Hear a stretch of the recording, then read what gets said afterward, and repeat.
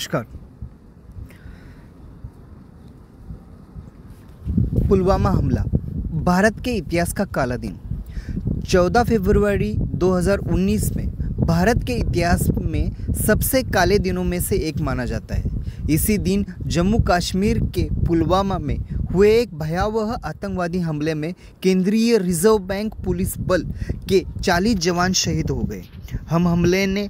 इस हमले ने पूरे देश को झकझोर कर रख दिया और दुनिया भर से इस कृत्य की कड़ी निंदा की गई। इस दर्दनाक घटना को 5 साल पूरे हो गए, लेकिन आज भी इसका गम और पीड़ा भारत के दिलों में ताज़ा है।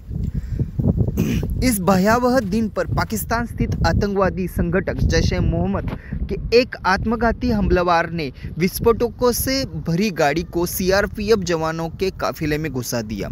धमाका इतना भीषण था कि पूरी बस ध्वस्त हो गई और 40 जवान मौके पर ही शहीद हो गए, जबकि कई अन्य गंभीर रूप से घायल हुए। ये हमला भारत की सुरक्षा को कमज़ोर करने और देश के डर का माहौल बनाने की साजिश का हिस्सा था।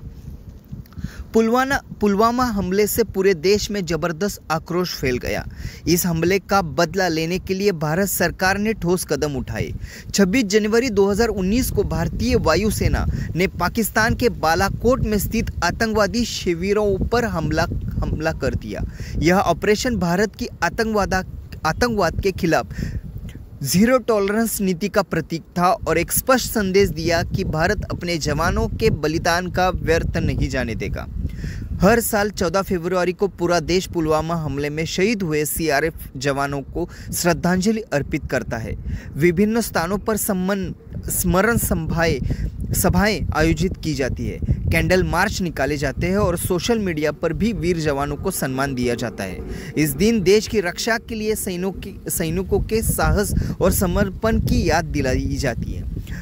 इस हमले के बाद भारत और पाकिस्तान के संबंधों में अधिक तनाव आ गया।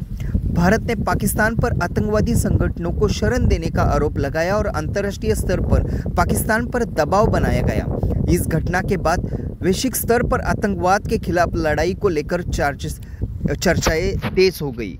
पुलवामा हमला भारत के इतिहास का एक दर्दनाक अध्याय है। इस घटना में हमें आतंकवाद के खतरे के प्रति सतर्क रहने और सुरक्षा व्यवस्था को मजबूत करने की सीख दी जाती है। 2025 में इस हमले की 5वीं बरसी के मौके पर हम शहीद जवानों के बलिदान को सम्मान देना चाहेंगे और आतंकवाद के खिलाफ एकजुट रहने की शपथ लेना चाहेंगे। हमारे वीर जवानों की शहादत हमेशा प्रेरणा देती रहेगी और उनका बलिदान कभी व्यर्थ नहीं जाएगा। जय हिंद, वंदे मातरम।